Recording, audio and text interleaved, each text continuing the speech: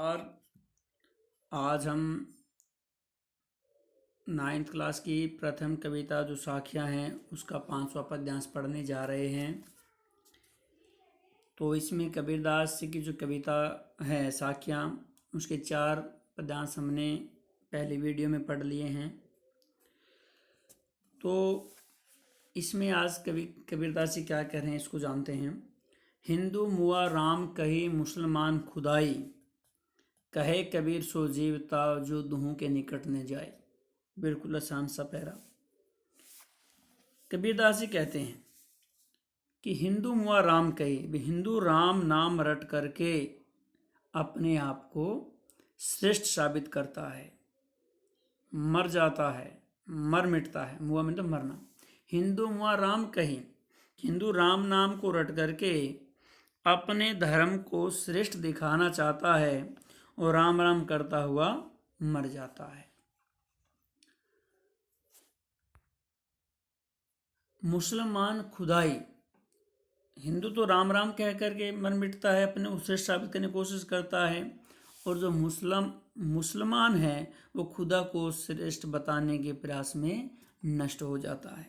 बिल्कुल आसान बात। हिंदू मुआ राम कहीं मुसलमान खुदाई पे, हिंदू तो राम नाम रट करके अपने को श्रेष्ठ साबित करने की कोशिश करता है और मुस्लिम जो है वो खुदा को श्रेष्ठ बताने का प्रयास करता है, और दोनों इस प्रयास में नष्ट हो जाते हैं, उनका जीवन व्यर्थ चला जाता है। कहे कबीर सो जीवता जो दुहों के निकट न जाए। अब कबीरदास जी कहते हैं कि जीवित तो वही है। कबीरदास जी के अनुसार कहे कबीर सो जीवता जो दुहों के निकट न जाए। कबीरदास जी के अनुसार जीवित तो वही व्यक्ति है जो दोनों के विवाद में नहीं पड़ता, जो दोनों के निकट न जाए, जो दोनों के इस विवाद में नहीं पड़ता कि बड़ा कौन है, श्रेष्ठ कौन है, यानी जो इस झगड़े में नहीं पड़ता, दोनों के निकट नहीं जाता। कबीरदास के अनुसार वही व्यक्ति जीवित है जो इस झगड़े में नहीं पड़ता, दोनों की श्रेष्ठता को न मान करके एक भगवान को ही मानता है। कहने का अभिप्राय क्या है कि हिंदू मुसलमान के राम और रहीम के विवाद को वह सत्य बताते हुए निष्पक्ष भाव से भक्ति करने की बात पर कबीरदास जी बल देते हैं।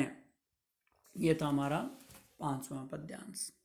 इसके बाद में 6ठा, काबा फिरी काशी भया रामे भया रहीम, मोट चून मेदा भया बैठा कबीरा जी। काबा जो है मुसलमानों का तीर्थस्थान है, काशी हिंदुओं का तीर्थस्थान है, रामे भया रहीम, राम और रहीम भगवान के नाम हैं, ये आपको पता है। भया मोट चून मेदा भया, भया मैंने होता हो गया, मोट मैंने मोटा, जीव मैंने होता खाना। कबीरदास का कथन है कि मध्य मार्गी प्रवृत्ति से मुसलमानों के तीर्थस्थल काबा और हिंदुओं के तीर्थस्थल काशी में कोई अंतर नहीं रह जाता। कबीरदास जी इस जो साखी इसमें बीच के मार्ग की बात करते हैं, यानी न हिंदू न मुस्लिम, बीच का मार्ग यानी मानवता का मार्ग। कि कबीरदास जी कहते हैं कि अगर हम मध्यम मार्ग को अपनाते हैं तो मुसलमानों के लिए तीर्थस्थल जो काबा है और हिंदुओं का जो तीर्थस्थल काशी है कोई अंतर नहीं रह जाता। कि अगर मान लो कि अगर हम एक ईश्वर को मान लेते हैं तो उसके लिए काबा और काशी में कोई अंतर नहीं है। रामी भया रहीम, और दोनों के जो आराध्य राम और रहीम है वे भी एक हो जाते हैं। कि मनुष्य ईश्वर की अगर सच्ची भक्ति करता है तो उसके लिए काबा भी वही है, काशी भी वही है, राम भी वही है और रहीम भी वही है। कहने का भाव क्या है कि इनमें कोई अंतर नहीं है।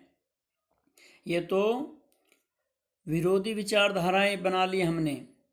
तो अगर हम प्रवृत्ति के मार्ग से चलें, मध्य मार्ग से चलें, तो काबा और काशी में कोई अंतर नहीं है, हिंदू मुस्लिम में कोई अंतर नहीं है, राम और रहीम भी एक हो जाते हैं, दोनों के एक ही निर्गुण परमात्मा है।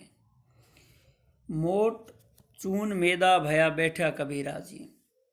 आगे कबीरदास जी कहते हैं कि जो विरोधी विचारधाराएं हैं या मत हैं जो पहले मोटे आटे के समान भद्दे लगते हैं, मोट चून, चून मैंने होता है आटा, कि वो पहले मोटे आटे के समान अच्छे नहीं लगते, भद्दे लगते हैं।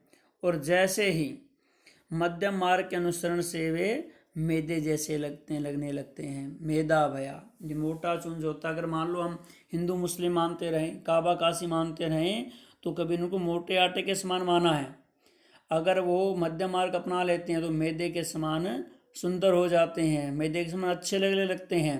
बेटा कबीरा जी, और इसका उपभोग करने से कबीरदास जी कहते हैं कि आनंद ही आनंद प्राप्त होता है। कि हमारी जो बुद्धियों में अनेकों विचारधाराएं घुस गई हैं, जाति पाति पंथवाड़े की जो विचारधाराएं घुस गई हैं, उन वे मोटे आटे के समान है। और इनको हटा करके हमें एक विचारधारा में, मध्य मार्ग में मैदे के समान बन जाना चाहिए। और इसमें जो फिर आनंद आएगा उसका उपभोग करना चाहिए। कबीरदास जी इसमें भावार्थ यही है।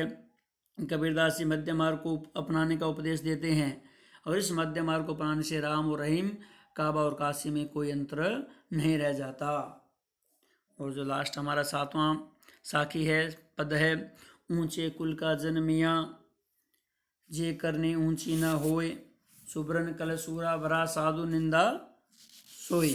ऊंचे कुल जन्मिया जे करने ऊंची न होई, सुब्रन कल सूरा भरा साधु निंदा सोई। करने करम सुब्रन सुवर्ण रंग सवर्ण सोना, कलश में तक घड़ा सूरा शराब सोई उसकी। ये तो बिल्कुल आसान से साके। इसमें कवि क्या कहते हैं, कबीरदास ने बताया है कि ऊंचे कुल का जन्मिया, यदि जे करने ऊंची न होए, जे करने यानी कार्य, अगर मानव के अच्छे कार्य नहीं हैं तो ऊंचे कुल में पैदा होने से क्या होता है। ऊंचे कुल का जन्मिया जे करने ऊंचे न होए, अगर मानव ऊंचे कुल में जन्म लेता है और वो करने यानी उससे कार्य अच्छे नहीं करता, तो क्या है, वो बड़ा नहीं हो जाता। अर्थात कहने का भाव क्या है, आदमी अच्छे कार्यों से बड़ा होता है, कुल से बड़ा नहीं होता। जैसे सुवर्ण कलश सूरा भरा, सुवर्ण कलश यानी सोने का कलश हो, सोने का घड़ा हो, सूरा भरा, सूरा मैंने शराब से भरा हुआ। अगर सोने का घड़ा यदि शराब से भरा हुआ हो, साधु निंदा सोई, तो साधु जन उसकी निंदा करेंगे, उसे बुरा बताएंगे। तो इसका अर्थ क्या हुआ कि ऊंचे कुल में जन्म लेने से कोई ऊंचा नहीं हो जाता, ऊंचे कर्म करने पड़ते हैं। अर्थात आदमी अच्छे कार्यों से बड़ा होता है। अगर सोने के घड़े में शराब भरी हुई हो तो अच्छे लोग उसकी भी निंदा करेंगे।